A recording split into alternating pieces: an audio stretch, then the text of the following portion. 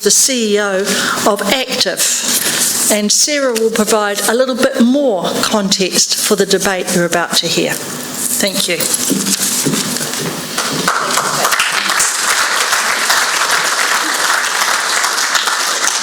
Tēnā koutou, tēnā koutou, tēnā koutou katoa. Very, very warm welcome to the some 120 people who are here for this evening's debate.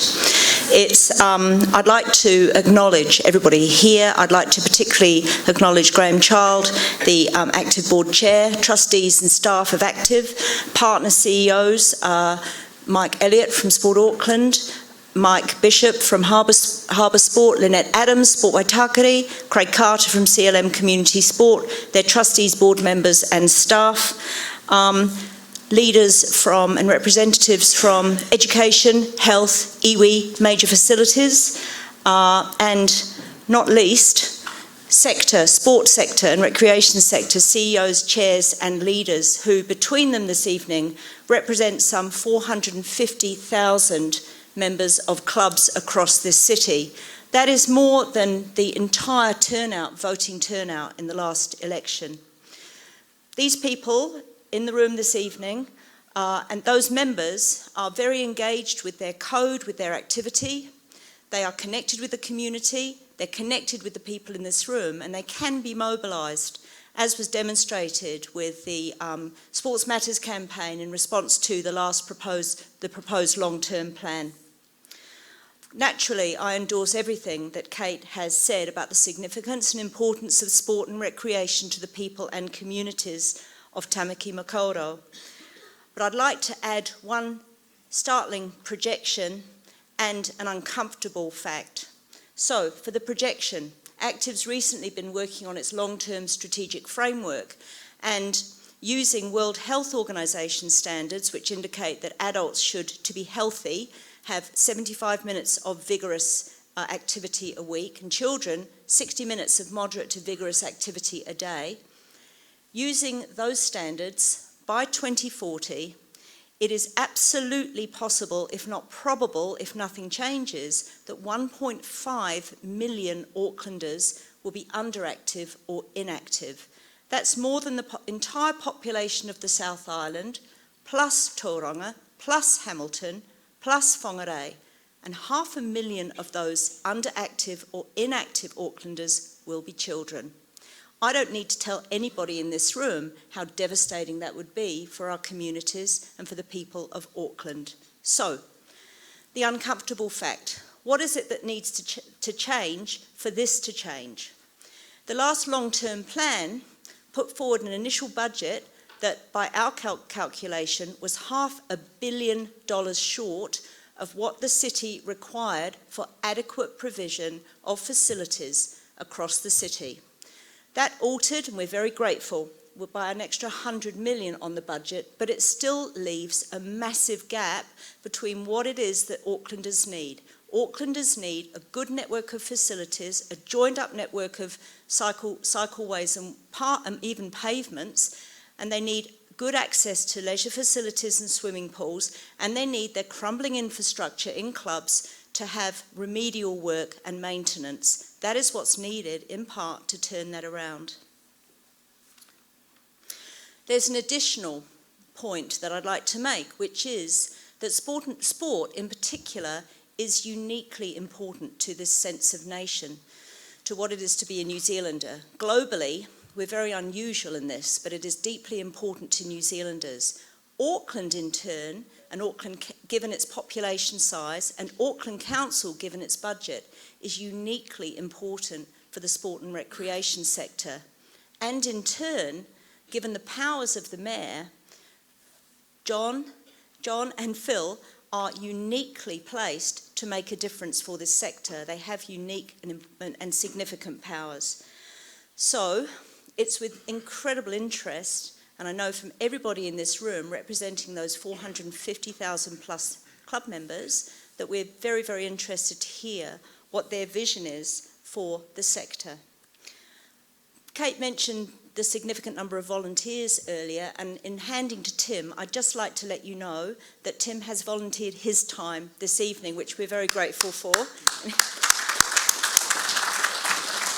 And finally, to give a tiny plug for Newsroom, who are doing great work on breaking news stories, and I really want to tip my hat at their Locker Room initiative, which profiles women's sporting achievements. Thank you, Tim.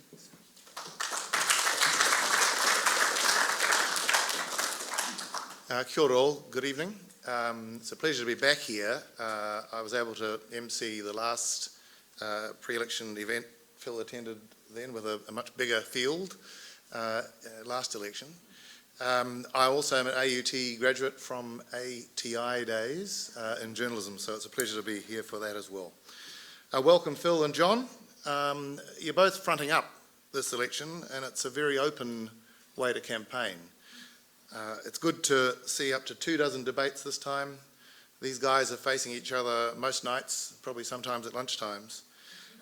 But it's been interesting, and it's been a contest of ideas. People are being challenged, assumptions are being pricked, balloons are being popped, and accepted orthodoxies just being chucked up in the air a bit for people to think again. Tonight's debate, like some others you guys have done, is on a specific focus. In this case, what support and funding and inspiration you believe sport and recreation ought to have within Auckland. In some ways these topics are abstract. Who wouldn't support the principles of sport and participation in and outdoors and activity? But we're keen to hear about matters that are really about community engagement, health, mental and physical health, life and death, really, of personal active transport options, and of taking Auckland's facilities and livability to another level.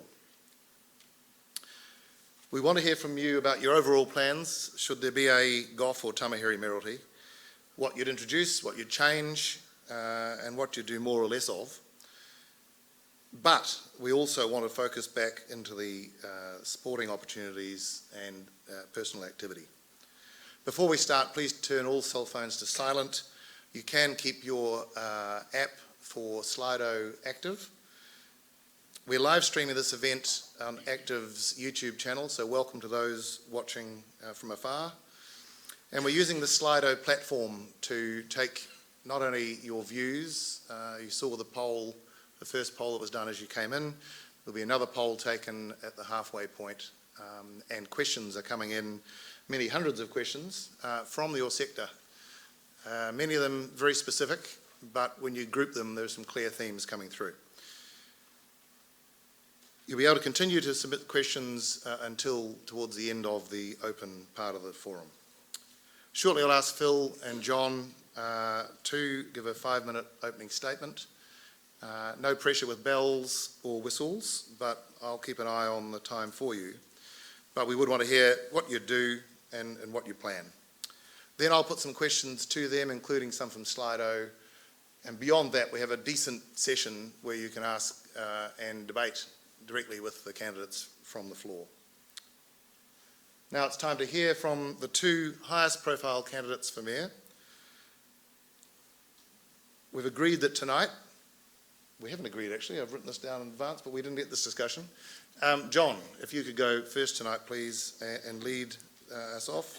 The floor is yours for 5 minutes. E nā reo rangatira mā, e nā waka, e nā mana, e nā karangarangatanga maha, e nā hapu putu noa, a tēnā koutou, kia ora hui hui mai rā tātou katoa. Kei tā rangatira he aro ki a koe, tō mihi mahana ki a mātou, a tēnā rā koe, a tēnā rā koe, a tēnā rā koe. Kei tā rangatira rongo nui, kei, he aro ki a koe, tō manaki ki a mātou. O reira ki a koutou, tēnā rā koutou, kia ora hui hui mai rā tātou katoa. My name is John Tamihere, as the bloke said. Just to give you a bit of background in terms of my sporting sort of history. I made the schoolboy Kiwis in rugby league, so I'm a leaguey. And so I'm one of those people that try to keep the faith with the Warriors. The other thing about it is I've worked my way through first 15 rugby for St. Peter's College, and the first team to lift the Muaska Cup for that school. And moved on through that into administration. Was chairperson of Māori Rugby League, and then onto the board of New Zealand Rugby League. Getting elected onto the board of New Zealand Rugby League is like taking a ticket on the Titanic, knowing what's going to happen. But for leagueies, they'll understand that. And in the summer months, I used to play softball because that's just the way it was out west. I guess that's a bit of my background in sport. I also was on the licensing trust out west, which are a significant funder in the west of sport. So let's park that administration up in terms of a focus, and I look forward to your questions. But basically, I'm standing for mayor because I'm deeply dissatisfied with the way in which the city's been managed across the whole board. And so that's from traffic congestion to homelessness to the lift in social housing requirements that we need. And I've spent 35 years on the streets in the West just working for vulnerable communities and made a commitment to do so rather than to go into private business myself. And so we build social enterprises out west. Social enterprises are exactly what sports clubs and sports administration groupings are when you think about it. And if you take a collective impact model, which is what I'm going to pursue later on in answer to a number of questions, you start to identify exactly what multiple investment envelopes might or might not be available to bring to play in terms of the type of leverage required. And I'm talking here to a big bunch of administrators. I thought it was going to be a lot more students. But by the look of you, you've been around a while. And so I'm just trying to sort of focus on who's come up to pitch in the game and to get the best possible responses out of this. I look forward to your questions. But what do we need to do in the city? Well, of course, in the city, we need to ensure that the whole of the way in which we transport ourselves around the city is brought to a conclusion by one form of transport plan. Doesn't matter what your sport is, you still have to get there and back. You still have to travel to trainings. You still have to take the kids across town to the trainings. You still have to do all these things. So it's not just about sport. Sport is merely a catalyst to bring us to this conversation today about a whole raft of issues in the city requiring fixing.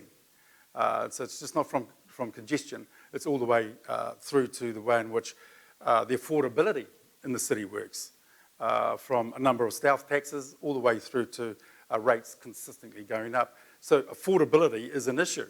Affordability is an issue of getting kids into memberships, of getting to fund the setup and the gear for the kids into it. I'm deeply concerned about people earning under $60,000 a year in the city and their ability to actually participate. You hear participation rates are dropping. A lot of it has to do with people holding 2 or 3 jobs down, with people not being able to afford another petrol tax at 11.5 cents levied on Aucklanders only, which is an unacceptable discriminatory tax, and it gouges out the bottom end of town. And it's just unacceptable. If it was applied to every other city, I'd cop it. And so when you look at the way in which sport works across the city, it is the glue that holds us all together. We all know that. You know, luckily for me, I'm one of 12 kids. I have 8 brothers, 3 sisters. If it wasn't for netball and it wasn't for league, I wouldn't have had a number of trips out of Auckland.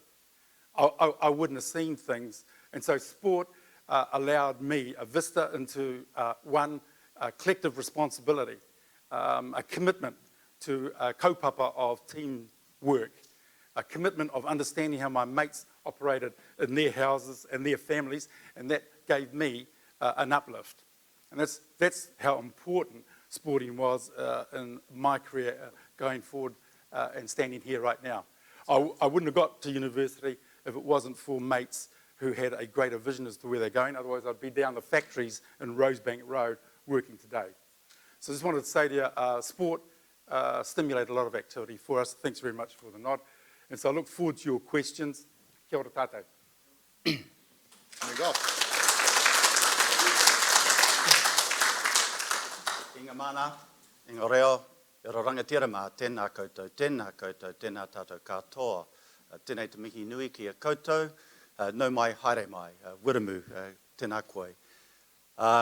We are in the heart of Pacifica, not only in Auckland, but also New Zealand and in fact the world. So talofa lava male lele, whakalofa lahi atu, ki orana, nisam bula vinaka.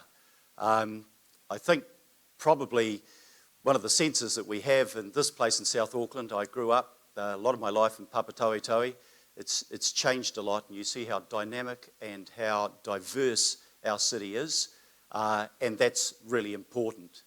And with that diversity, we also have to have inclusiveness, and we also have to have a sense of belonging and a sense of being one community made up of many peoples. And sport is obviously a very important way that we can achieve that social objective. Can I acknowledge Kate Kearns, Acting Vice-Chancellor? I'm not a graduate from AUT, but I was the foundation program leader of the Bachelor of Communication Studies there, and I want to acknowledge AUT and the work that it does. Sarah Sandley and Graham Child from Aktive, thank you for the work that you do. And I guess in this wider audience, we have a whole lot of people that have made a huge contribution in a particular area of sporting life in our city. I think it goes without saying that sport is really important. It's been an important part, I think, of probably everybody in this room's lives. You know, when we think of sporting events, we've got 2021 coming up and the America's Cup, which we're going to win because it has to repay the investment we've made in the infrastructure several times. And we think of the pride that we will have in Team New Zealand. We think of the next couple of weeks and the Rugby World Cup and how fantastic it would be if we were to get the trifecta and bring home the Rugby World Cup again. Like John, I support both the Warriors and the Blues, and it's been an incredibly disappointing 10 years.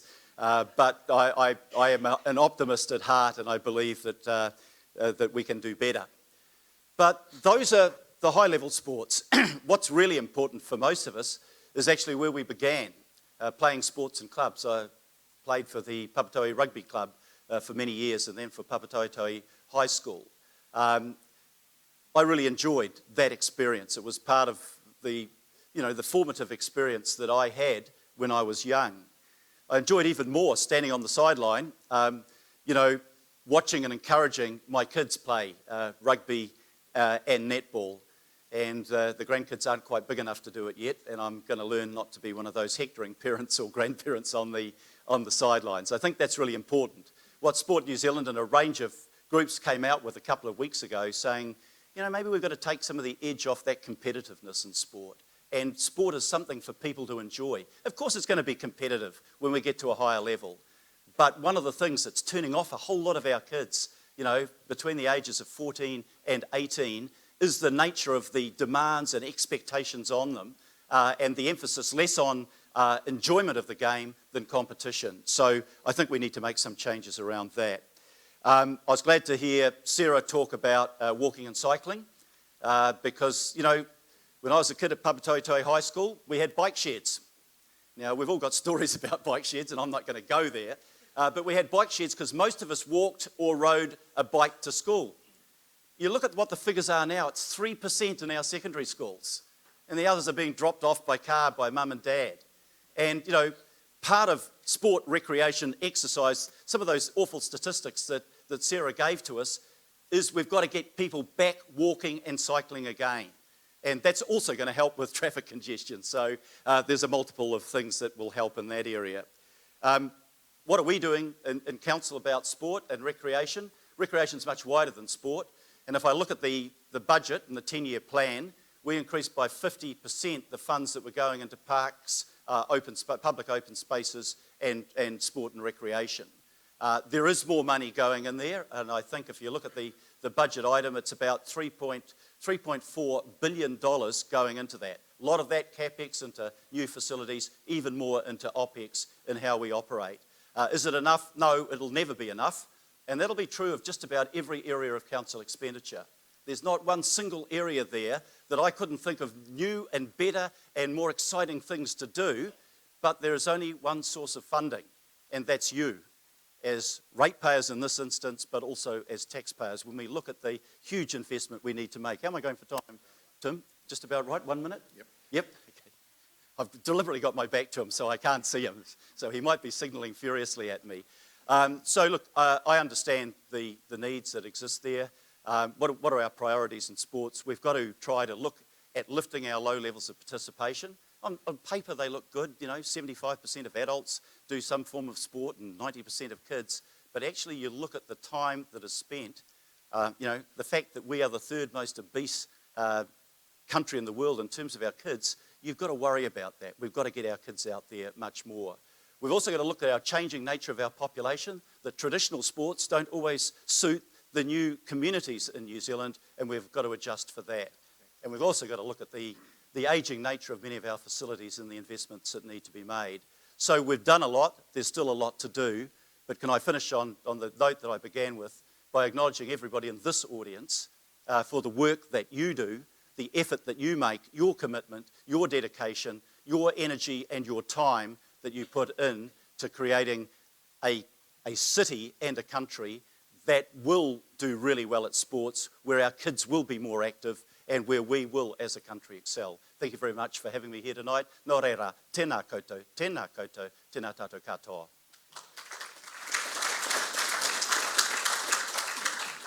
Thank you both. We can now move to some questions. Sarah raised at the start that big question, that big dollar figure of, even though the LTP included a lot more money for sport, there's a gap there of $380 million over the 10 years for capital shortfall for renewals and for growth. Aktive's recommended a kind of fund, a regional partnership fund of perhaps up to $250 million with the council, but other funders, private investment philanthropists.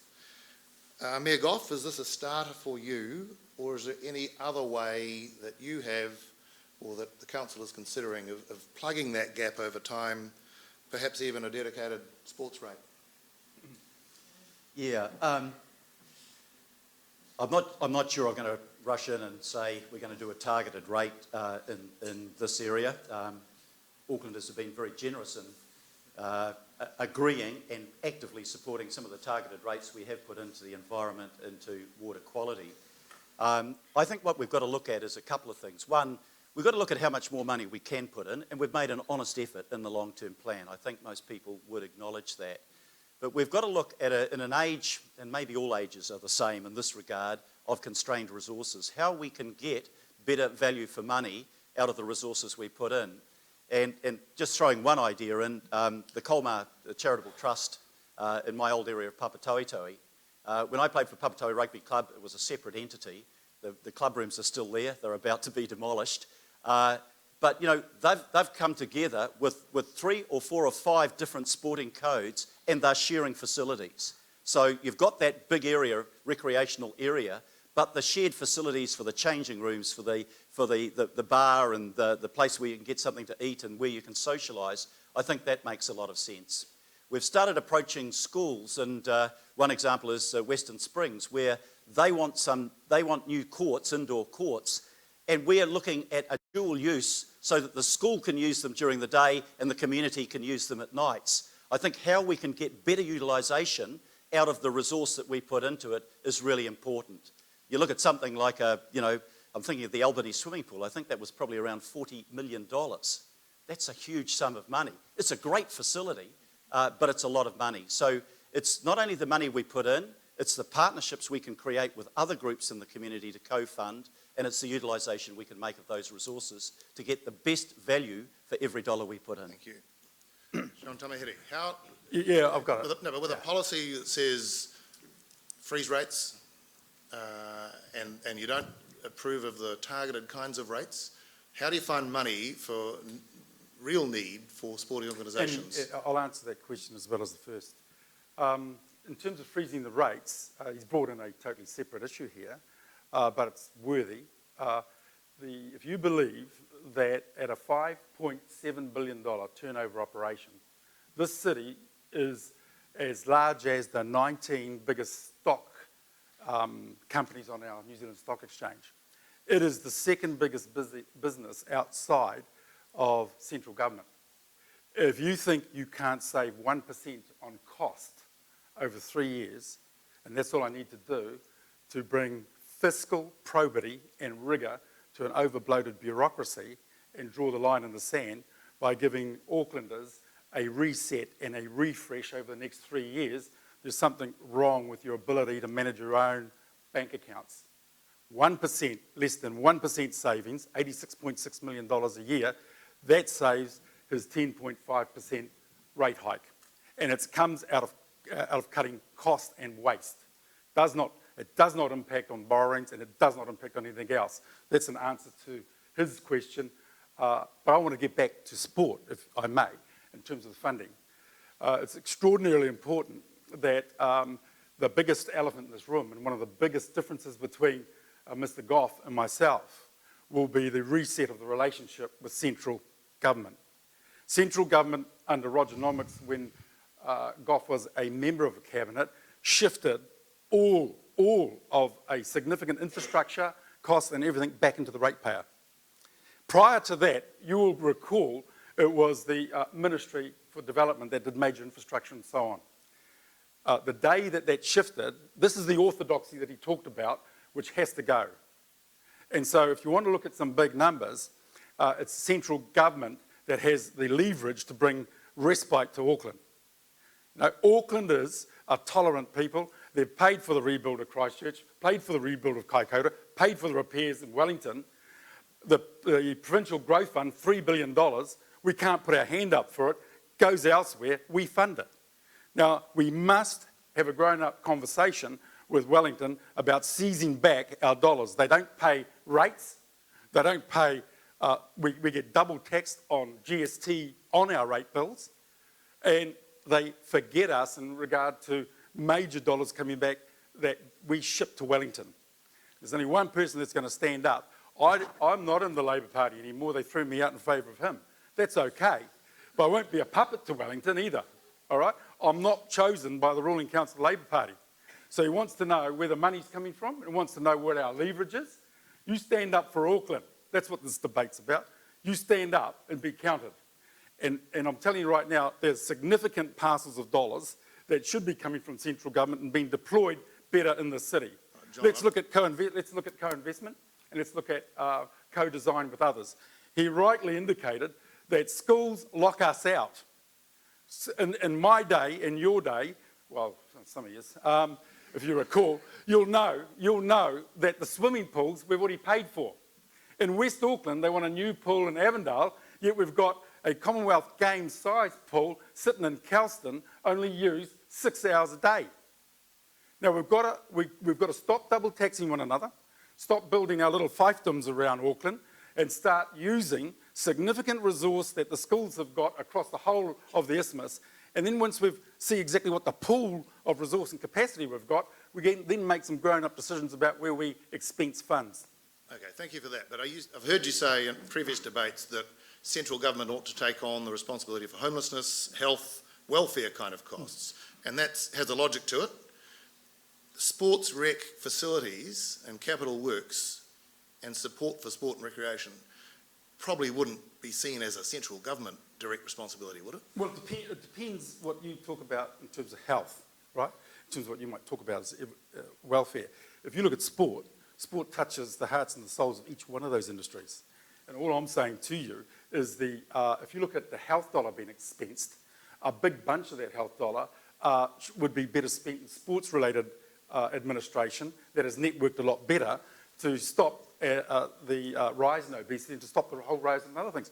Why do we duplicate and triplicate workforces dealing with the same pools of people? Why don't we just use those that are already deployed in the sports sector? See, I've got, there's all these dollar values coming into what they call health community workers. You know, what do you think a sports administrator is? You know, like, why do we duplicate all the expenditure? So, to use your view, there's only two lots of dollars that we can get. Our own tax dollar back from Wellington, or we rake the hell out of this community. And he's brought 4 stealth taxes in, plus rates up. Now, you can't continue to do that. All right, thank you. One of the questions in from Slido, and I'll direct it to both of you, but to you, the Mayor, first.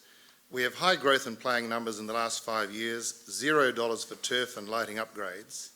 We are a hub for youth and families. What will you do to support us? I think probably going to get the same answer to a whole lot of questions that have the same theme. We would really like some more money out of you, the council. and I've kind of indicated where that is. Can I touch on, I don't want to go wider unless you guys want a wider political debate. There's a lot that John's raised I'm not going to respond to because I thought we're here to talk about sport. But if you look at where we fund sport out of, 89% of the funding we put into sport and recreation is out of rates. In transport, it's about 40% because we do ask and we do expect the central government to come in. But we don't expect actually the people in Dunedin that paid for their own stadium down there, or the people in Gisborne or in Invercargill or anywhere else in the country to meet our local costs. We have to meet those costs ourselves. So, yep, look, we are putting, if you look at the capital budget, you'll see a breakdown of where it goes in terms of new turf, development of new fields, of lighting, of purchase of new areas. But we have to work within that budget. We set a 10-year budget. That budget is funded by the long-term plan rate of 3.5%. I think that's about the top level of rating I want to see in our city. It's still much lower than anywhere else in New Zealand. But if you want more expenditure in that area, either it comes from generating more funds, and I'm making the point that actually in this area we have to generate those funds ourselves, or it's got to come at the expense of another area. And we've got huge areas that everybody in this room knows about, even driving here tonight. We have to invest in transport infrastructure. We have to invest in housing infrastructure to deal with the housing shortage and affordability problems. Yes, we also have to improve the quality of life in our city, and that's where sport and recreation comes. But there are some exciting things that are happening in that area. Maybe I'll just finish on this note, because I think of sport, and there's a wide variety of things that are called sport. I was down at the waterfront with the ITM Super Sprint guys, Scott McLaughlin and Fabian Coulthard tonight. That's a sport. It's not one where you get a whole lot of exercise watching it, but it's a great event. But one of the things that we are planning in this part of the world is a fantastic Hunua Trail, which will be a 45-kilometre walking track. It'll be walking and cycling. It will be the first accredited cycling track under Cycle New Zealand in Auckland, and it will be part of the Te Araroa walking track.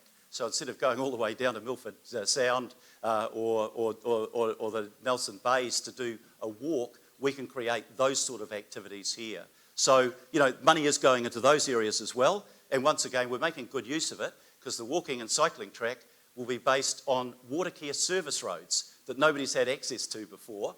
So the capital cost has already been met, and we can create this fantastic walking path from all the way from Kaiawa through to Clevedon. So it's areas like that, as well as the traditional areas that your questioner asked about, that we are investing in. Thank you. John Tamihere, the sort of money you said you can save out of the council operations and the money you'd hope to get back from central government, what kind of priority would you put on any of that to go into sport, rec and physical activity needs? Yeah, well, I don't think we've done a full stock take of the range of investment envelopes that are available for deployment in a joined-up co-design conversation. So instead of running a separate fiefdom under one warlord, what you'd have to do is bring a lot more into the game. I've just raised the issue about all of our schooling infrastructure, and some of it's quite superb in regard to deployment for sport. We used to run a Māori Rugby League. It was a rebel competition on Sundays, and so we used to turn up at schools. Now, that wouldn't be taken nicely by the school janitor, but the fact of the matter is that we needed to just use those parks. What I'm trying to say to you is that somewhere in our history, a line was drawn when Tomorrow's Schools was brought in that stopped us all from having a look at the stadia capacity that they've got, the auditorium capacity that they've got, and also the field structures that they've got, and also the pool structures that they've got. And we paid for all this, right? We pay for all this. And so what Aucklanders have to do is start to take a more mature approach about not being in your own silo, but understanding what your co-leveraged capacity is across the city to use multiple other assets that are available and underutilised. That needs a whole new conversation about collective impact. If you don't know what that is, do look it up. But it's just a new global movement, because the old way of wiring things, where you have your own silo, has just failed. And it will continue to fail. And until we start to lever off one another, rather than think that we can run our own little stadium for our own little code, it's not going to happen. My stadium code, I'll go to John Tamihere, jtformayor.co.nz. All my policies in that regard are on that, because this is a bit like democracy by quickfire raffle. But do have a look at some of the substance in those policies. Keep standing. Quickfire raffle is a good point to bring this one in. This is a question from Slido. Sports are reliant on Class 4 funding from gambling, and the reductions in this area are a financial risk to organisations. How do you see this gap being closed? Do you think the reductions from gambling money are harming sports, and is there an answer in that specifically? Well, I think it's a disgrace that sports were obliged to go to one funnel, and I can't stand, see, he says I'm Trump, I can't stand casinos and I can't stand gambling for reasons that I've seen expressed in our communities. So to force all of the sporting people into one conversation because there's only one little area where they can seek funding makes them part of the problem.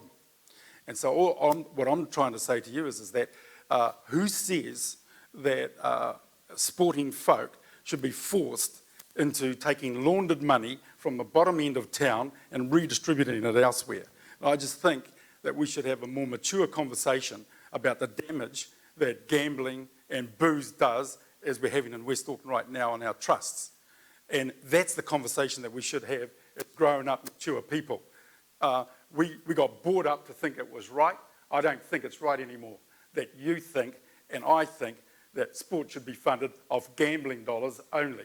And you know what? You're only getting 20 cents in the dollar. You're only getting 20 cents in the dollar anyway. So, and guess where it's coming from? Right? The misery on the street. Now, we can't fund ourselves off misery. So that's my answer on gambling. Thank you. Yeah. Goff. Just to show that there are occasions when John and I do agree on things. Some of you will remember in the old days when the tobacco industry used to fund sport, Benson and Hedges 500 and things like that. How did we deal with that? Actually, because smoking was a nationwide problem, as gambling is, the government came in and drew up Smoke-Free New Zealand funding and kicked Benson and Hedges and the other culprits out. And I'd actually like to see the same thing happening with gambling. I feel, you know, look, I know some of your clubs will rely on some of that money. And sometimes, you know, I've seen pokie machines in bowling clubs and nobody's abusing them. I've also gone into pubs and just watched people there hour after hour feeding their very limited incomes into machines. And it is a form of addiction and it is a blight on our society. And I think that, you know, maybe this is where government can come in and help. The government could do the same to gambling that they did to cigarettes and the tobacco industry. I don't think that any of us feel good about using money that comes out of people with a gambling addiction to pay for the sports that we love to support. So there's an idea for central government. You did the right thing on smoking, smoke-free environments. Let's do the right thing on gambling. Good to get some agreement there. One of the issues that's come up in the questions quite loudly is one of equity across the city. That some areas, and you're both familiar with them, west and south, and you've talked about your backgrounds in both. The questions are quite strong. Research shows that those from lower socioeconomic areas, i.e. West Auckland, are less physically active. How would you address that? Sporting facilities in South Auckland are neglected and below par, in our opinion. Do you agree? What will you do to get South Auckland quality sporting facilities? Our region is below par when compared to wealthier suburbs. And will local boards like Mangere and Otahu get urgent and increased funding to provide those sports fields? Is it iniquitous across the city? And are local boards actually not the correct vehicle for obtaining the kind of funding that's needed? Yeah, go to jtformayor.co.nz. In that, on that wonderful site, you'll find that the policies that we've got there is about devolving from centralisation that's occurred in the last 9 years, with everything going either downtown or alternatively into 6 outliers that run the 75% of the businesses that the council have. So devolution is actually the way in which the new society and new communities in the globe, let alone here, are going to have to move. With the digital onslaught that's happening right now, we're now more numerate, more literate, and more able to make decisions for ourselves in our own communities. And that's why devolution from the centre has to continue to happen. And that's one of the things that I'm wanting to bring back. If you look at the investment that goes downtown for 15% of the population, there's more to Auckland than Queen Street. And there's more to Auckland than the viaduct and the beautiful little boats that are going to come rowing in there. That's grand for some people. But the amount of money per capita that has been expensed over there and will be expensed over there in the last 5 years and in the next 5 throws out West Auckland and South Auckland in any per capita equity drop, full stop. I'll give you an example. The West Auckland Initiative, 240,000 Westies. West Auckland Initiative gets voted $500,000 over the next 10 years by this government and the LTP. That works out about $2 per Westie. What is that going to do? What is it going to do? They vote $240 million, snap of a finger, down there on the viaduct. Now, that's the inequity that's going on in the city. Here's the other thing. Out west and out south, we don't know what lime scooters are.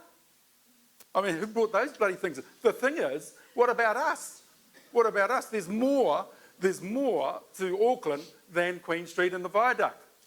And the sooner we start to understand that we're going to have to go to a per capita funding arrangement on some distribution abilities, the better we will have it. And that's why we're going to shift. The final thing I'll say about this, the Pacific Island community has been let down time and again. You know, you've got Sir Barry Curtis Park out there. They haven't got even one Pacific cultural centre in the whole of South Auckland. It took me waking up by being asked by the Pacific Island people, is there something that you can do for us? And when you ask what, all they wanted was a Pacific Island centre out at Puhinui, close to the airport. Everything they do, they have to fund themselves, whether it's Whale, Samoa or not. Doesn't matter whether they vote Labour or not, they get nothing. So I'm just saying to the Pacific Island brothers and sisters here, you'll get your cultural centre, all right, because the land is there. The land is there. And I've made that commitment. If I get elected, that's what's going to happen, because when our tourists arrive at Auckland Airport, they've got every right to see the great Pacific Island nations on display in one place, 10 minutes away from the airport. It's great for Auckland, and it's the greatest Pacific city in the world. And it's the largest Māori in terms of densities. 25% of the total population of Māori in the North Island live here. So I'm just trying to say to you that there is inequity, and you all know it. You have a look at the way the Ngāti Otara, they get 1.5 million over the last 9 years voted into them. You know? Why don't we wake up? It's a disgrace. Phil Goff, inequity between suburbs. Well, let me, the answer went quite wide there, but there are a few things that I should respond to insofar as they're relevant. Firstly, in terms of what happens in the centre of town, much of that is funded by a central city targeted rate that businesses and the local residents pay for, and they do that willingly. We put money in there. Secondly, we put money in there because that's where 20% of the GDP of our city is created. That's where 200,000 of us go to work or visit or study each day. Do we put money into major sporting events where there is a great return? Yeah, we did it for the Masters Games. And we got repaid not only in the enjoyment of the Masters Games, which was a fantastic event right across Auckland, but in terms of the visitors coming here and the dollars invested. The same thing with the America's Cup. America's Cup is a great sporting event, but actually it's also very much a big business event. Do we put the investment in there just to help Emirates Team New Zealand? No, they fund themselves, but we create the infrastructure because for every dollar we invest, we get a whole lot of jobs, the whole refurbishment of the marine industry, for example, the tourist industry, the revitalisation of downtown. You have a look at the Wynyard Point, and that will turn out exactly how the Viaduct Basin and the Wynyard Quarter has turned out. You're changing the nature of the city, and it's for good. So the stuff that AT does, they get $1 return on. The NRL 9s, It was great to have the event here, but that was the money that was put into that was about getting money expended back into our economy, jobs created, and so on. The wider question, well, sorry, let me touch on the Pacifica Cultural Centre, because I also agree that we need a cultural centre, and the place for that cultural centre is here in Manukau. And we on council have said we will donate a significant section of Hayman Park if Te Papa shift up part of their Pacifica collection and we create a cultural centre for Pacifica in Auckland. Sadly, it was turned down first by John Key and more recently by the current government, but will we keep pushing for that? Of course we will. It is a viable prospect. This is the place where we should have that cultural centre, and there's every reason to have that. The third thing I want to come to is the question of equity. And I grew up as first of all, a Mount Roskill and then as a South Auckland boy. So I saw what we didn't get in the lower income parts of town. And you've just got to go down to Ngāti Otara Park and see the sporting facility there, the home of the Scorpions. And it's a run-down, converted toilet block, and you can see how bad that is. And that's why this council this year put in, through the One Local Initiative, extra funding so that we can transform that area. We will work with the marae, we will work with the league, the netball, the kilikiti, and the football, the touch football, and we will create a new centre there. And if you look at the guiding principles of our sports investment plan, you will see one of those guiding principles is to create equity across our city. And if we look at the areas where we've got low participation, you know, when we think of Pacifica, we think of the fantastic sports men and women that make up the league and the rugby teams. But if you look at the participation by Pacifica, it's really low, and we've got to lift that up. So part of our funding criteria for success in getting funding will be to address those equity questions, and that is appropriately so. I make absolutely no apology for that. It is the right thing to do, to make sure that every kid in our community has access to decent sporting facilities, because the rate of participation is directly related to the accessibility of the facilities for them to participate in. So we will be, and we are, rebalancing the situation to create the sporting opportunities in those areas of the city that are disadvantaged by poor facilities. And this area just across the road here, Otara, is one of those areas. We will be making changes there. And, you know, I think that is the right thing to do for the right reasons. All of the reasons, stand behind that and say that is what equity is about. It's about giving help to those who are disadvantaged. If you can remain standing, Phil, there's a question in, you're both strong in your views about gambling funding for sport. A question on Slido asks, do you support alcohol advertising in sports? If so, why the double standards? No, I think it is an element of double standard there. There are slight differences. I mean, smoking, I just think there's nothing positive that can be said about smoking anywhere. Gambling, there's not much positive. I confess that while I don't smoke and I don't gamble, I do drink. But if you look at the cost of alcohol abuse in our community, you don't want to associate the consumption of alcohol with having a good time or being a successful sports person. But you take these issues on one at a time. We've taken on smoking. I think the next issue we should take on is gambling.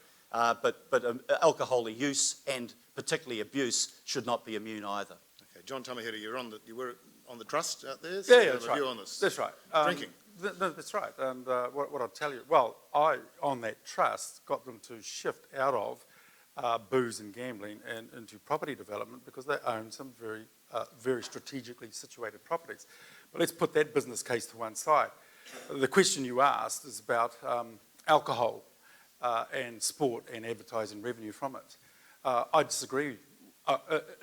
Don't pretend that smoking hurts you, but gambling doesn't and alcohol doesn't. In fact, alcohol creates one of the biggest problems in New Zealand society, full stop. And if you were going to start on anything, you should have started on that. Now, I'm the last person to be known as practicing sobriety. So I just wanted to say to you that I like indulging in alcohol, actually, but it doesn't mean to say that I would want you to make money solely for sport by getting that form of corporate support. You see, the elephant in the room, once again, ladies and gentlemen, is he says John Key did this. He says Jacinda Ardern won't have funding. The day that you cross out the gambling and alcohol funding to sport is the day central government has to step in like they did with smoking.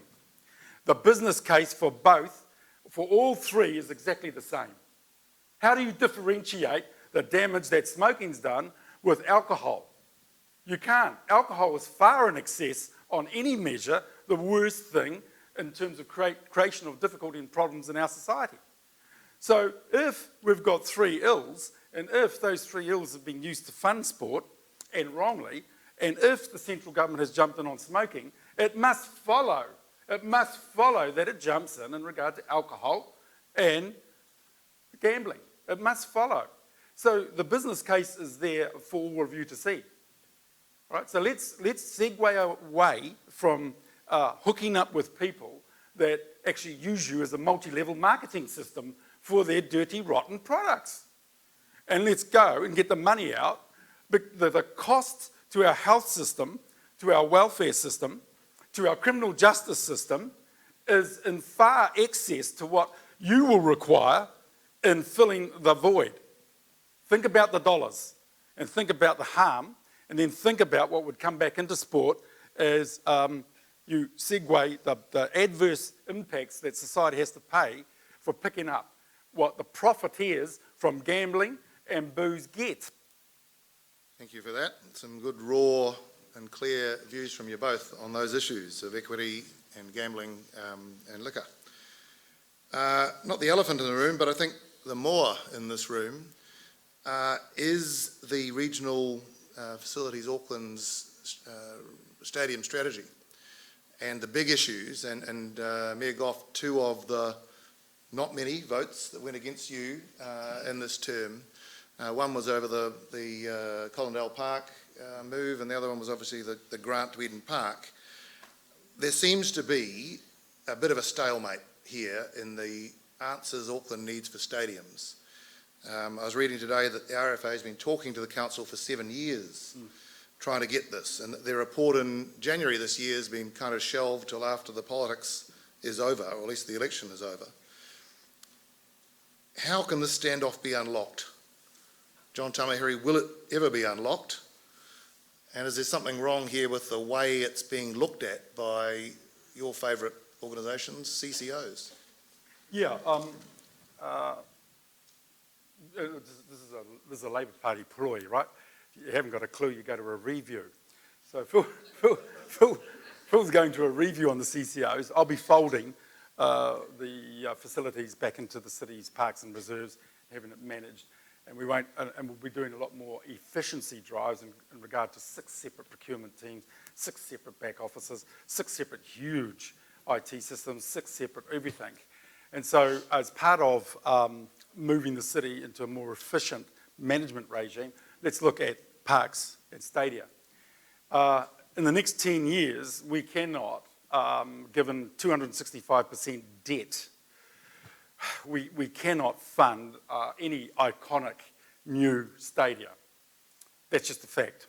So what we've got to do is use our present and existing tools and upgrade them if necessary to cover the period between now and the next 10 years when, as a grown-up community, we determine exactly what and where an iconic stadia that would also cover off a whole range of other things from creative arts, etc., as parts of the port exit Auckland and we get our iconic landscapes back down there in our hands. So I've already made the announcement. Eden Park is the stadia for rugby, league and cricket, right? And if we have to fund increases in the capacity of it or in the way in which we nurture it over the next 10 years, so be it, that will happen. If you look at Mount Smart, the figures on Mount Smart upgrade is between $250 and $350 million on a good day. and these are Mr. Goff's numbers. But you'll know with the CRL $1 billion blowout, those numbers are notional. Those numbers are notional. So Mount Smart has to be mothballed to allow League to traverse across to Mount Eden. We cannot afford one stadia per code as it happened. We've got to say to the warlords from cricket, you're all in the room, rugby, league and everything else, that we're going to have to work together. And once again, it's collective impact. It's an investment model where we start to look at integration as opposed to segregation and then somebody having to pay for your silo. This is a new era. And we've got you need strong, clear, crystallised leadership that actually asserts that. And it's not in prejudice or discrimination to your code, it's actually to the betterment of the citizens of the city. Will there be requirement for more events and event resource consenting at Eden Park? Yes, there will be. The fact that Helen Clark doesn't want them because she lived down the road but bought knowing it was an event centre is not my problem. Okay, the reality is that we have to make it commercially sustainable. And everyone that brought at Western Springs and at Mount Eden knew it was an event centre. And to suggest that not in my backyard, after all of that, is just not going to be tolerated. So that's what we'll do. On Chamberlain Park, not having it cut up. You know, that's part of my heritage as much as anybody else's. You know, I used to recycle golf balls there as a kid to get money. And I got to tell you, it's just not, if you have a look at, you get in a helicopter and look at Chamberlain Park, and it's one footprint. It's a beautiful green people's precinct from that wonderful park across to Western Springs, Motat 1, Motat 2, Mayoral Road down to Coyle Park. That is the heart, lung and kidneys of our city. It's going to be our Central Park. It's going to be our Hyde Park. And we have to jealously guard those green footprints from anyone doing anything on them in the next wee while. So Chamberlain Park stays 18 holes, and here's another reason why it'll stay, because bloody Remuera is staying. That's why. And Chamberlain is the last of two working men's golf clubs, Takapuna and Chamberlain. And working class people deserve to play golf as well. All right, it's as simple as that. Well, there's quite a few issues there once again. Let me start with CCOs. For a start, John, there's a lot of things you say you're going to do that you actually don't have the power to do under legislation. And one of those is doing away with CCOs. It's built into the statute that Rodney Hyde passed in the law.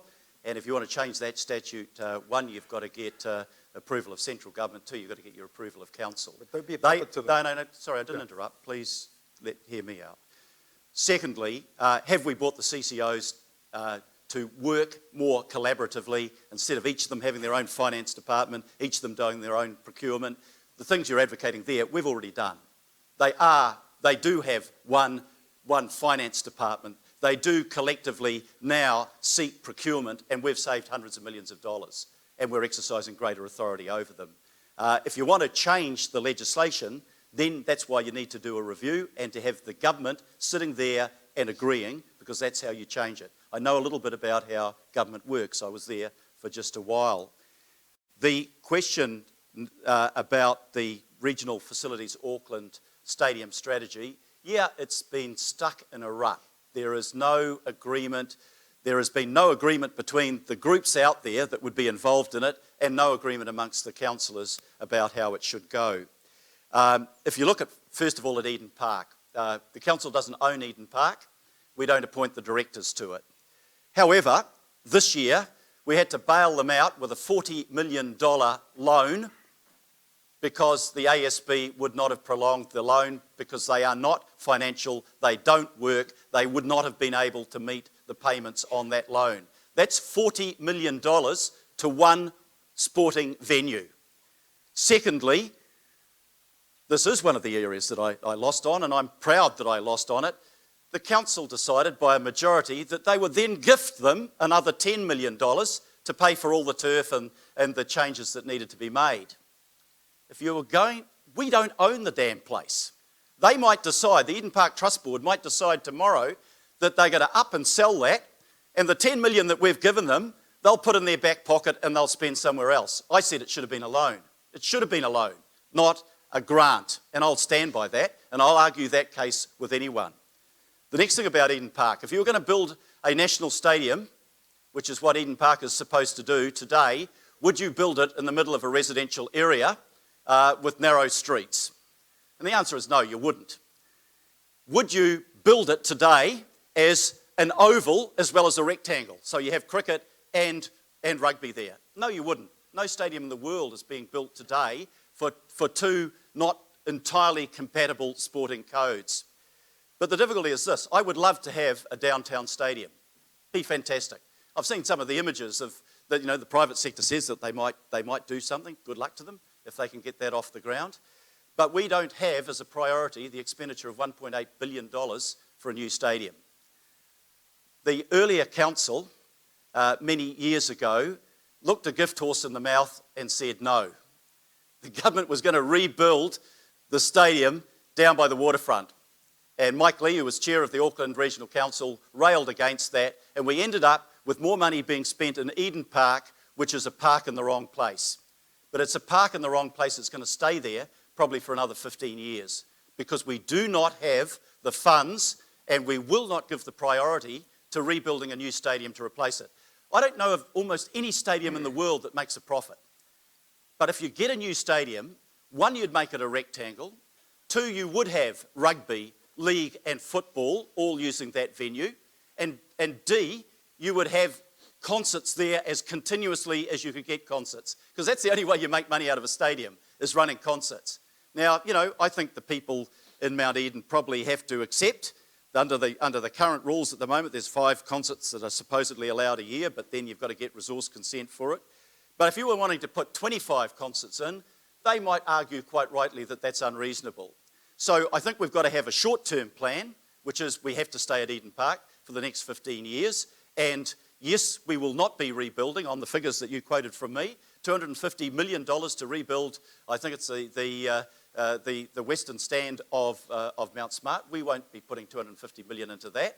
And RFA has talked to the Warriors, and they've talked to the Auckland Rugby Union, and they will end up being in the same venue. And that's quite appropriate. It's kind of dumb not to be using the stadium that you've invested so much money in to its ultimate extent. The last thing I want to come to is the question of the Colindale Park.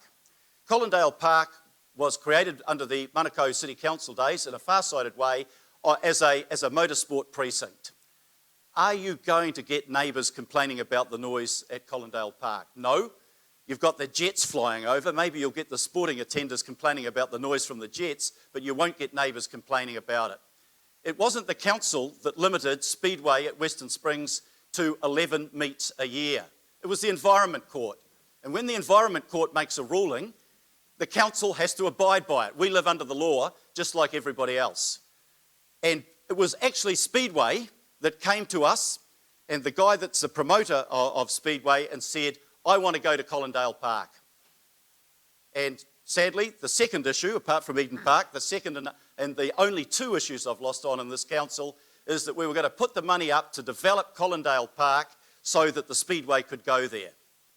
And some people decided on council, and they're entitled to, it's a democracy, they make up their own mind. We don't have a party system in council. Every person votes according to their own views and values. They decided they would not put the extra money into Colindale Park. Colindale Park is a fantastic facility. It's sitting there waiting to be used. There's 4 or 5 organisations that are using it now. We are putting $8.9 million into it, and that's the right thing to do.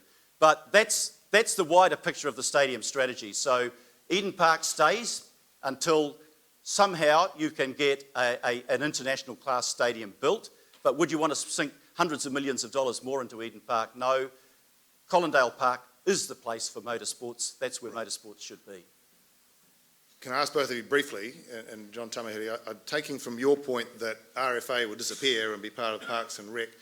So this 7-year strategy to change the way we use our stadiums in Auckland, which has gone nowhere yet, promises to save, even if it's an interim adoption of that strategy, some 200-something million, 240 million.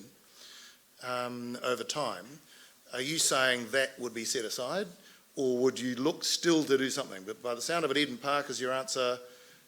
Chamberlain Park's as it is, obviously it's a bit different thing, and Western Springs stays Speedway. So is there any change, and could we come back to a debate like this in 3 years and absolutely nothing has changed? Possibly. And why you don't know is because we've got to wait till you open up the books and you get downtown there, because the problem you've got and I've got is when you've got $1 billion blowout and he conjures up $500 million from somewhere, I don't know what projects have been kicked down the road in terms of the big pipe of cash flow projects. I don't know where that money come from, right? So once we get downtown and sort out the books, we can have a good look at that and have a proper discussion. But I've made it very clear on Stadia, he agrees with me. Eden Park is it for the next 10 years. No ways around that. No ways around that. Will Speedway move from Western Springs? It will move once we have an alternative for it to move to. He says Collindale, it's not ready. So in the meantime, it must stay at Western Springs. It's as simple as that. Why go and poke people in the eye like his regional facilities group did when there was no place for them to go? Why threaten people with the power of your own checkbook? That's just no good. Going back to the point that Phil raised, of course we need change legislatively across the whole city. Across the whole city. We need a reset and a refresh. That's why I'm setting a 3-year reset, refresh plan. But you don't go down to Wellington as the Cabinet Minister for Auckland. You get the mandate from Aucklanders on a very specific policy program that I've outlined to you, and you vote on the mana of that program, and I'll tell you this, let's see if the member for Mount Albert, or the member for Chatatu, or the member for Kelston, and these are all members in the Cabinet, let's see if they have obligations, duties and responsibilities to Auckland, or do they leave them all behind once they jump on a plane to Wellington? Now, I don't care about the rates in Hamilton, Phil, and I don't care about others outside Auckland. It's about time Aucklanders started to stand up for themselves. Right, thank you. Right, before we move now to the audience questioning direct of the candidates, we are going to have a second Slido poll, and that poll question will be, if you go to your app, is who has got your attention tonight? Who's doing the better job of convincing you that they should be Auckland's mayor? Get on your phones and let us know how you think they're doing. So we can throw the floor open now. I'd ask please that we are live streaming this debate, so it's really important that when you stand to ask a question, you wait for the microphone so your voice can be heard, and that you identify yourself and your organisation or sector. The microphone will come to you. So does anyone want to open the questioning, please?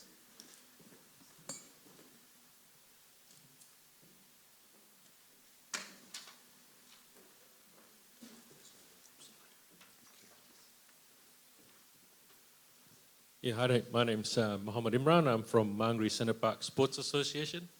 And my question to both of you is, have you realised the fact that in Auckland, weekend sports during day hours are much more difficult now for parents to come to, and the usage of night facilities is on the increase.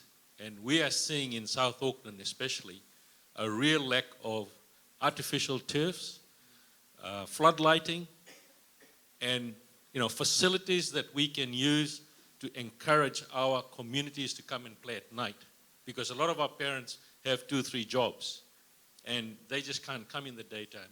So the kids come after school, and we are really struggling to put across council that they need to review the social strategy together with the sporting strategy that's happening in Auckland. What's your question? How will the two of you actually help us at the clubs? Because we got so many organizations trying to do things. There's Aktive, there's CLM, there's Sports Auckland, but we don't seem to have a single social sporting strategy for Auckland. So will you come up with something like that? Phil Goff. I know, Mohammed, as you know, Mangere Central Park pretty well. I attend quite a lot of events there and with your group. Do we have the ability suddenly to expand the budget to provide lighting in every park and synthetic turf in every park? No, we don't. I think you make a fair enough point that social patterns are changing, and I accept your point that probably there are more parents that might want to go there in the evening rather than the weekend if they're working over the weekend. It would be desirable to improve the quality of the turf right across the sporting fields, right across Auckland, and to provide lighting.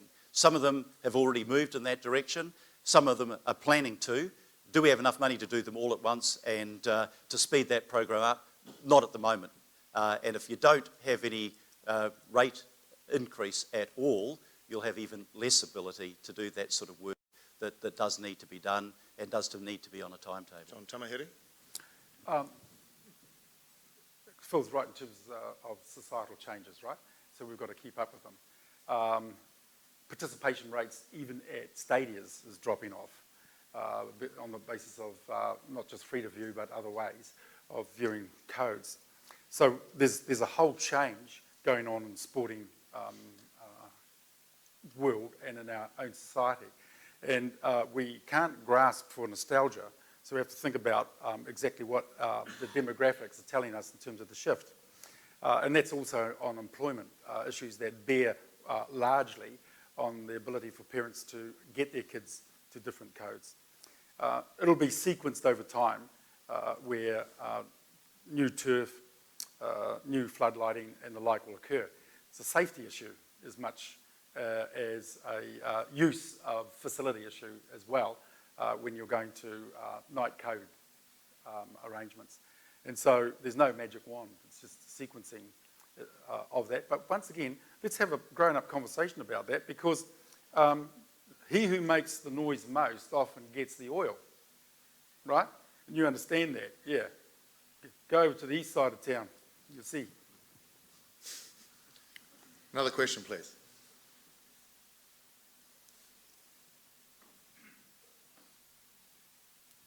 Hi, Tony Sangster, Auckland City Triathlon Club. Triathlon, as you know, swim, bike, run, and we see bikes promoted all the time as a healthy alternative. Yet we see on our streets the congestion on the roads and the, I might say, almost deliberate road design designed to prevent people riding their bikes on the road. We see triathlon as a sport which encourages all types of people to use activities. I see people coming to events, they do a triathlon, and they end in tears that they've achieved something which is so aspirational. But again, the condition of roads is so unsafe that people are dropping off, and we're not drawing people into it, as per the comments quoted, that participation is dropping off. I see the roads around Auckland that you go out to Maraetai. That used to be a well-known training path for triathletes, competitive cyclists. To go out there now, you're nearly nuts. Can I ask the question, please? So the question is, how do we fix this? We see biking promoted as a healthy sport. We see a congestion on roads. How do we get people back onto their bikes that people refer to? How do we do that? Because the roads aren't designed for it. How are we going to fix it? Yeah, look, going back to the nostalgia of the bike shed. Okay, we all understand that, but everyone lived within close proximity of the school. That's just not true now with schools plumbing 3,000 kids.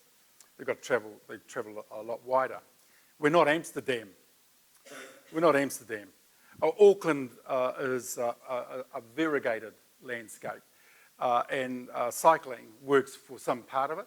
And if that's your code and your sport, that's a totally different user on the road to the desire for cycles. So what's happening in Auckland is over time, once again, it's a sequencing, and you segue people. You just can't deploy cycles and to the extent of causing major congestion on cycleways. And what we have is, I think, an inappropriate deployment regime, right? And why do I say that? Is because the frustration of causing congestion, and go to my website and you'll know what I'm talking about, jtformayor.co.nz. And if you have a look at a video there, the urban design champion that Phil's got there says, you know, we're going to go from 2 lanes to 4. We're going to resequence lights to drive people out of cars. We're going to put speed limits in, and we're going to put speed bumps up. Now, that I intuitively get this, right? But it has got to be sequenced. You can't make a war on cars and make it cyclists versus cars, because it's not true. And it just causes clashes. And it's unworthy of us to set cyclists up on a pedestal as opposed to you're a Philistine driving a vehicle. It's just not true. We will, over time, segue to this. So how do we do that? Well, you're going to have an Auckland Transport Agency that works outside arrogance and works with its populations to actually get us all working off the same sheet, okay? And so at this stage, that's not happening, and it's because of the arrogance of a number of bureaucrats running programs without listening to any consultation process. Yeah, it's not a war on cars, it is a war on congestion, and it is a war against the unacceptable rate of accidents that we're having across our city. Between 2014 and 2017, our deaths and serious injuries rose by 78%. 78%. Good friend of my son and my daughter was one of those on Hobson Street a year ago, and I watched a young man with 4 young children have the plug pulled on the life support unit. I don't need to be convinced that we've got to focus more on safety. I ride a bike. It's an electric one. I cheat. But when I'm wearing a suit and it's up Albert Street, you know, I like to turn up at a meeting and not be sweating too much. But, you know, when you're riding on a bike on a road where there is no separation, you do not feel safe. I also live in the area where all you guys come out and cycle recreationally out in Clevedon. And they have widened the roads in some areas, but it's still not separated. And you're right, you know, it's a lovely ride through to Maraetai, but that North Road is, it's dangerous. So what we have to do, for a whole variety of reasons, is that we have to get more walkways and cycleways. And I know, you know, some people in the car lobby rubbish this. I just want to say this about accidents too. Where's the biggest increase in casualties on our road? Pedestrians, cyclists, and my group, motorcyclists. And who causes those accidents quite often?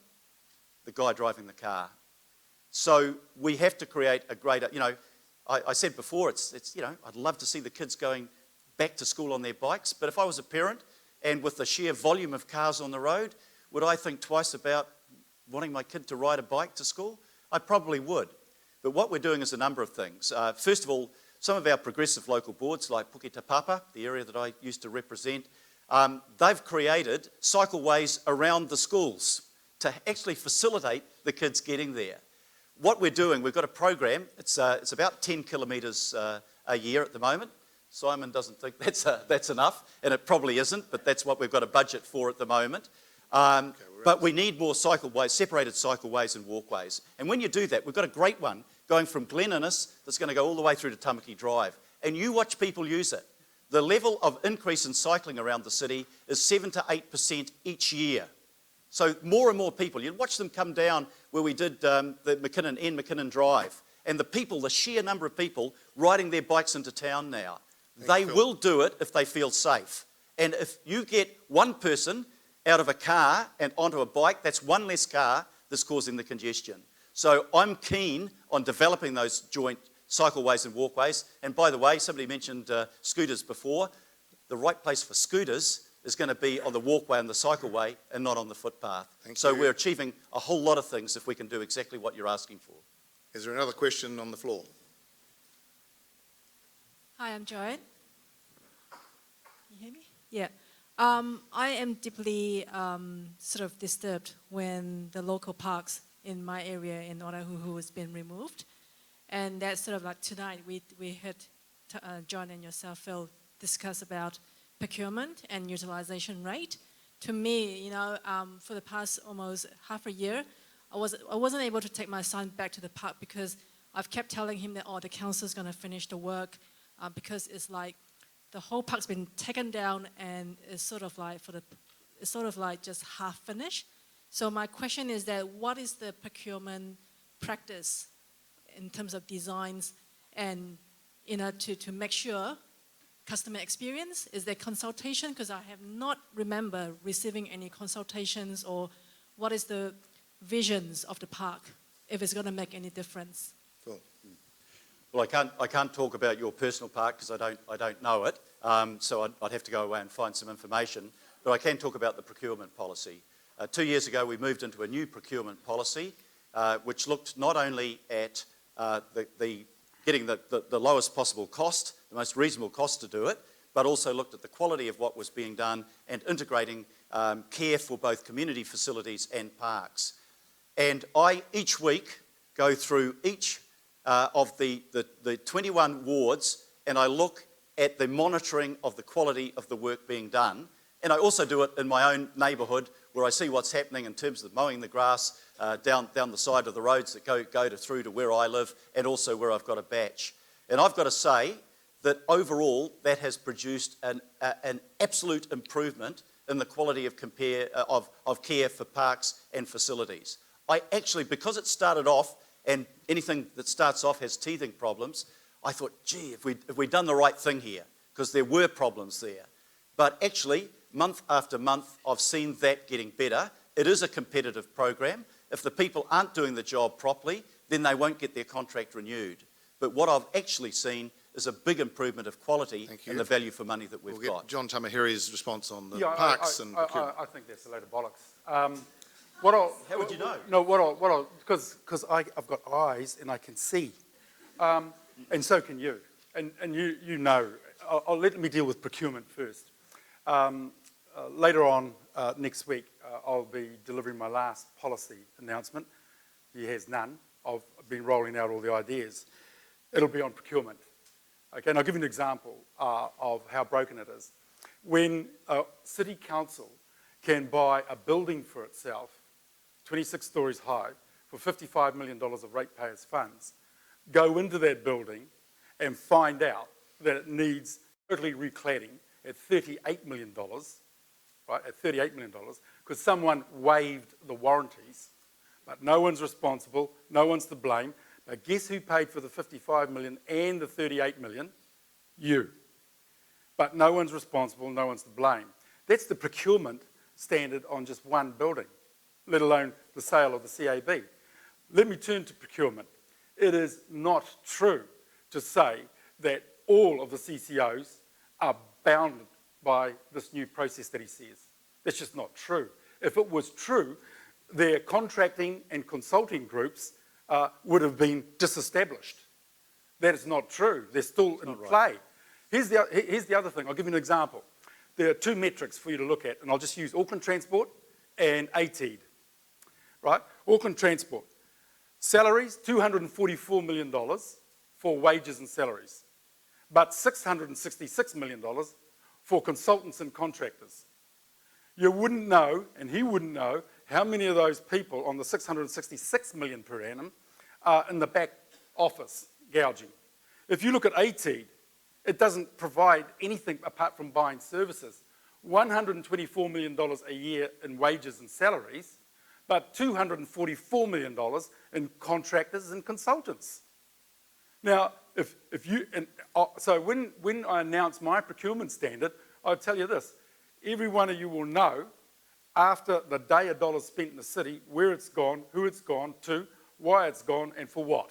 Right. At this stage, you can't do that, so there's no good procurement process in place to keep him up to play. Thank you. And most of that is not true. Just thought I'd add that in. Oh, go to jtforme.co.nz. Most of that's not true either. Just behind you, sorry. John from football. We've heard a wide range of issues that have been brought up and various solutions. I'm going to go back to a point Sarah made at the start. Sport and recreation sector, regularly 450,000 participants. People in this room are a window to that. Can you tell us succinctly, why should they vote for you? What will you do in the next 3 years that will make a difference to the sport and recreation sector with the budgets that you've got? We know there are limitations, but what would you do that in 3 years' time you'd stand up in there and say succinctly, There you go. I promised I would do that, and that's the difference I've made during this term of office. Sorry. Succinctly, John Tamihere. Central government. Okay? We've already made the case very well here tonight about smoking, about alcohol, and about gambling funding to sport. Has to be replaced. So to replace it, you need somebody that's going to renegotiate that. You need somebody that's not going to be a puppet to the Labor Party or to the Labor government or to the national government. That's why Christine Fletcher and I are running to actually reset that total relationship with Wellington. And if you don't do that, we've got some major problems. Okay, that's point one. Point two, as I've indicated to you, let's have a grown-up conversation about a wide range of investment envelopes that can be co-levered by way of a co-design conversation amongst us, whether it's with schooling assets or whether it's with all sorts of other assets that are in play that we can actually look at. See, I'll give you another example. In West Auckland, just in the youth area for sport, there's 118 different agencies. Now, that is just crazy, okay? And Lotto here and bids here and that. So we've got to actually try and come together and bring some sanity into this. And just because I play league, in my day, it was like the Catholics versus the Protestants when we bumped up against the rugby boys. Now we've got to get rid of that level of tribalism. So let's come together. And I think we'll get a far better conversation when you've got a mayor that brings people together to unite them in a common cause, rather than not doing that. Thank you. Well, John says central government. That's bollocks. Central government doesn't pay for the sport and recreation in any other city in New Zealand. Why would it choose to pay for it in Auckland? It's just not going to happen. It's a bit like saying, we're going to build a wall and the Mexican government will pay for it. Well, they never were going to and they haven't. And that's exactly what John is telling you. He's making a promise to you that will not be delivered on because it won't happen. And I think everybody in this room actually understands that, John. What are we going to do about it? The first thing was to try to get more money into the sports and recs area. We did that. The second thing is building partnership. And I want to thank Aktive for the work that you guys have done in terms of our sport investment plan. It's about consulting with communities. It's about setting priorities. It's about making sure that we can broaden the base of revenue that we can get into sport. Because it's never going to be just done by council. Yeah, maybe we can get more money through Sport New Zealand. It's what, about 88 plus what they get out of lotteries, Sarah? I think it's something like that, about 120 million. I'd like to see that continuing to go up. But realistically, we've got to look at, one, yes, make the commitment, put more money in, not less. Don't say we're going to freeze rates and then say we're going to keep spending more money, because you can't freeze your income and actually increase your expenditure at the same time. You talked about 1% saving, John. We actually made 4% saving each year on efficiency. 4%, because we're providing a whole lot more than we used to, because our city's getting bigger. Our city's growing by 40,000 people a year. And if we weren't spending more money on providing those facilities, you'd be asking why. Thank you. But, your point is good. I accept Aktive's analysis of what the benefits are, and we will do whatever we can to keep increasing that level of funding over and above the level of inflation. But we have to look at partnerships, and we've got to look at more effective ways of doing it as well. That's not an easy answer, but that's the honest answer. Thank you. We've probably got room for about 2 more questions. Do you have one? So, is it true that... sorry, could you say your name and... Ian Gibson from Howick Softball.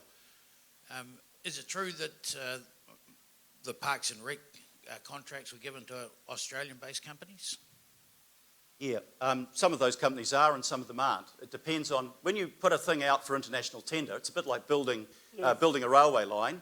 You go for the tender that gives you the best quality at the lowest price.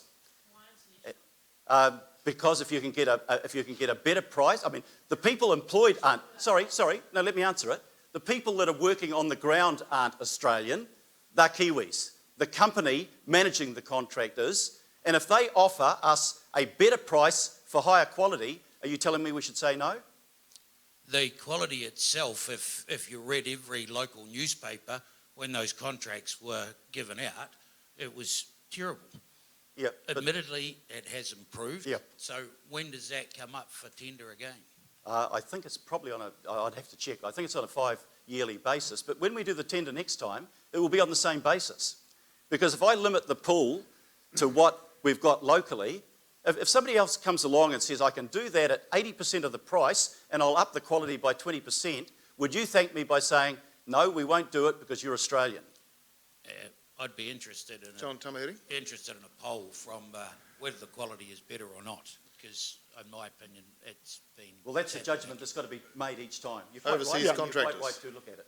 Yeah, when I announced my procurement policy, I want to make it very clear, okay, that under the Act right now, and you'll see it in the procurement policy, the legislation, it actually authorises council to make a number of decisions, not just on pricing, but on building longer-term capacity and capability in the communities. Auckland businesses and New Zealand domiciled businesses must get preferential treatment as a consequence. There's tradables here, right? Actually, you can't do that under CER. There's tradables here.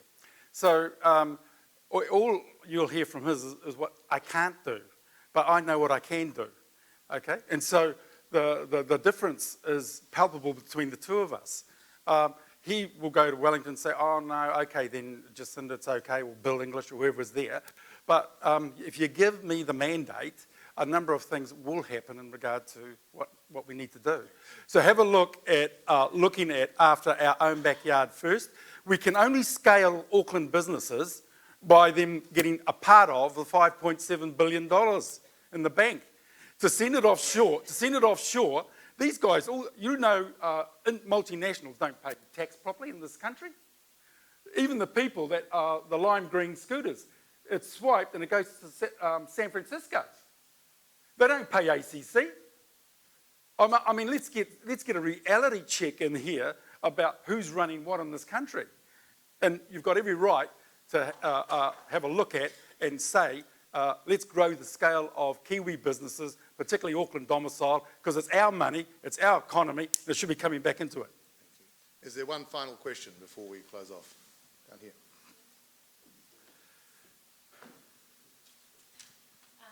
Kia ora everyone, my name's Tasha, I'm from the Mangere East Hawks Rugby League Club, John. So, and thank you to you, Phil, for helping my brothers and sisters at Otara Scorpions with their building. My question comes to you guys because of the 4,000 members that sit behind me. So we're one of the largest sport clubs in New Zealand, but one of the struggling clubs who aren't getting our fair share of equity. When we talk about the usage of our turf, we've got a nice turf there, but we have to reduce that usage so that we can make it last. For 4,000 members, it's a joke. We're trying to look at other ways where we can coexist and survive. And the Reserves Act was my question. It challenges us today. It prevents us from growing financially, sustainably, and to better reflect our community. We are not a multi-sport, Phil. It's not multi-sport. We are multi-space. Our community demands more from our sports club. We have higher needs than other communities. We're at 45,000, about to go to 65 in Mangere alone. What are you guys going to do or help propose the better plan for clubs like us who are feeling the urban spawn? This is the kick from the urban spawn and that house growth. Thank you. Phil Goff. Yeah, well, what I can't do, and what no mayor can do, is say, I'll look at this particular club and I'll intervene in its favour. What we have to do on council is to set the broad rules, and I talked about some of the broad rules before, and one of them was about equity. I know Mangere East very well. It's where my girlfriend, or my wife now, came from, and I know your club grounds there. But I can't intervene on behalf of a particular club. All I can say is, hey, the rules ought to be this. For those communities that are disadvantaged, we've got to give particular help to those disadvantages. And because I know the area, I do know that it's disadvantaged in terms of its socio-economic level. So I set the principles, but I don't involve myself in determining whether this club or that club gets it. What the council body as a whole will do under the sports investment plan and the the $120 million worth of contestable funding that we created last year is that we get a report from staff about, we've had 25 applications, and we look at how those applications have been ranked, whether they meet the principles and whether the job has been done well. So I don't know whether you've made application under that, but if you do, it would be judged according to the principles. But I can't say that this club will get it and that club won't. It will depend on which clubs meet the criteria so that the rules are set, they're open, they're transparent, and it's not influenced by who you know rather than whether they meet the right criteria. And John? Good luck with your application. In short, I can't give you solace this evening on the basis of just a one-off business case, impassioned though it was, and probably worthy as it is. What I need to say to everybody in the room, though, is that you've got to turn out and vote. There's only 38% that did last thing. That's how he stumbled into office. So you're going to have to. So you're going to have to get your families out, your friends out, your clubs out, and lift the value of our participation in our democracy. It's just shocking, right? It's just shocking. I don't care if you vote for Goff. You'd be pretty stupid after tonight. But the point that I'm just telling you, is get out and vote, and get your families out, and get your club out. Get those 4,000 members out. That's when politicians start listening to you, when your vote turns up. When your vote turns up.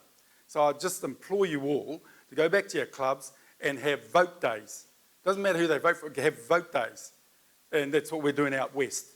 And that's what we're going to do in a number of other venues. We must start to participate in our democracy rather than wake up and you're out of control of your own city. Thank you. Now, before we finish, there is a result, I think, from the poll that was taken midway. It's live at the moment. It's still live, so we'll move very quickly to a final 2 minutes each. Why you should get the vote of the members of these organisations. Phil Goff. Well, first of all, thank you for coming, and just to introduce a bipartisan note into it, I think it is important that people get out and vote.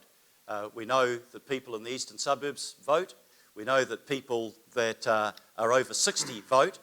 We need our young people out, and we need all of our communities out to vote. And you decide who your ward councillor is, who your mayor is, and who your other elected officers are. I think this election is about whether you believe that what is being promised to you can be delivered, and whether you believe that there is a reliability and trustworthiness in the candidate that you are supporting. I set out 3 years ago, I made a series of promises. I believe I've kept those promises. You can go back and look at what I said, and you can then judge me against those. I'm happy to do that. I come from a school that says it's better to under-promise and over-deliver than the opposite.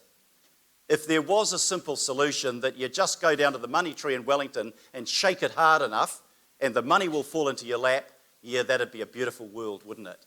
But that's not the real world, and you all know that. If you want a city that develops a quality of life that is a great place to live, that's world class, we've got to contribute towards payment towards that. We've got to make sure we spend our money wisely, and we've got to make sure that we distribute the fruits of our city fairly and that we create an inclusive city. I think one of the great things about the city of ours, of Tāmaki Makaurau, is that we are made up of a diversity of different people, many different ethnicities, different levels of income. But in the end, we've got to be one city that provides for all of our people, to give all of our kids and all of the kids in the sporting clubs the same opportunities. And that's why we will develop our sporting policy around making sure that those kids in the deprived areas get the extra help they need to be able to succeed in life, to gain the confidence that you get from playing sport, to get the good health that you get from playing sport, to make your community more inclusive, because the rugby club in my day was the place where people came from a variety of different backgrounds and they came together and they joined together to play the game and to socialise afterwards, and parents as well. So thank you very much for having me here tonight. Really appreciate the opportunity to be here. Yeah, in the last 3 years, if you believe he under-promised and over-delivered, you're in cuckoo land. But putting that to one side, if you believe that this failing status quo cannot be changed, you vote for Mr. Goff. If you start to normalise the abnormality that's going on, whether it's people laying in the gutter down Queen Street that represents us in a welfare state, well then you continue to vote for the status quo, the failing status quo. But if you believe that Aucklanders can stand up, you believe that we're 35% of the total population, we're 40% of the GDP, you cannot govern in Wellington without Auckland. You start to back yourself. You start to stand up for Auckland. You don't sell yourself out to Wellington. You don't allow anyone to be a puppet to Wellington. You're going to have a champion for Auckland. And this election is as simple as that if you wanted to distill it in those sorts of terms. And see, I might come from the wrong side of town for some of you. I might look a bit strange to some of you, but every person from my side of town has a right to aspire to higher office in the city. A right, without being told to get to the back of the bus by the Labour Party. And I just want to tell you right now, I'm having a go. I'm having a go not just for me, but for lots of people like me from my end of the street and my end of town. Okay? And no one will suppress me in regard to the way in which we're allowed to think for ourselves, the way in which we can express ourselves, the way that we want liberation rather than regulation. Okay. So it's as simple as that in terms of your voting. Do get out, do vote, make sure the kids do. Well, look at you, your grandkids as well, and everyone else. Okay? So thank you very much. Thank you. Kia ora.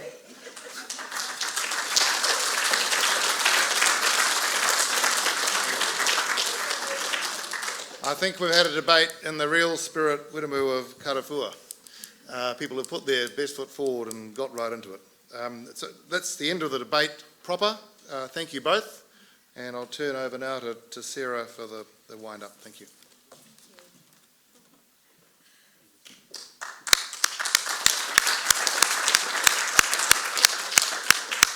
Wow, I think this evening delivered exactly what we had hoped, which is for your passion, the issues that you have, to be brought front and centre to someone who, within a couple of months, will be one of the most powerful people in the country, with the most powerful, arguably the most powerful influence over sport and recreation in New Zealand. So, thank you both very, very much, John and Phil, yet again.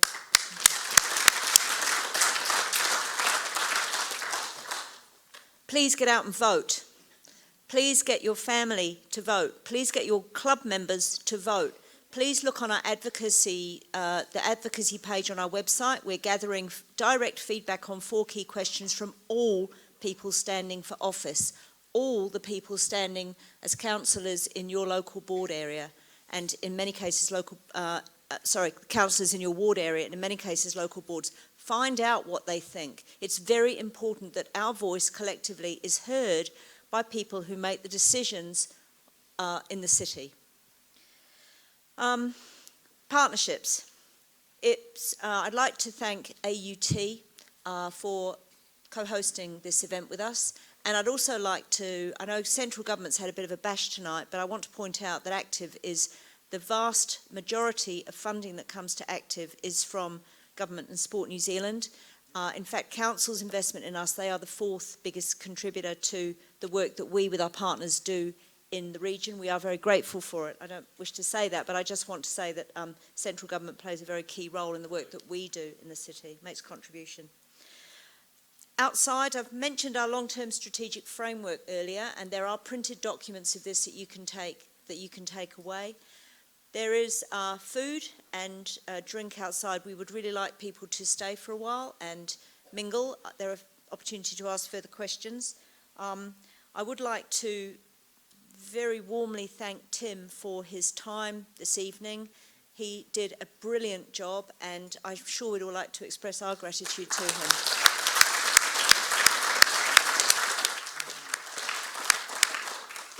We do have a gift for Tim, which is somewhere else.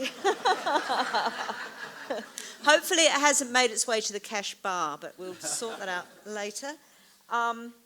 So that's it, folks. Thank you very much. Please do stay and join us for further conversation. Thank you. Sorry, we're removed. Who can remember that word that I said at the start? Oh, Tim. Karawhua, say after me, karawhua. Karawhiua. Therefore, as coaches, as participants, as mums and dads, etc., we take to the fields again this weekend. You've got a new word to encourage your teams, your clubs, your kids to get in there and get things done and to give it heaps. And to both of you as well, John, Phil, Mihakinei kia kōrua, karawhiua. I'm just going to do a very quick karakia. At the end of it, it requires you to say tai kie. Okay, tai kie means to gather everything that we've just talked about and send it on its way. Kapai, nā reira meno i tātou unuhia, unuhia. Unuhia atu rā, pūtaka o ngā koro, kei moe i a tātou. Unuhia atu rā, ngā hautako o ngā riki. Whakahiri rero no, ka paita rā whare, tūturu whakamaua kia. Tīna, tīna, taumi e, hui e, tai kie.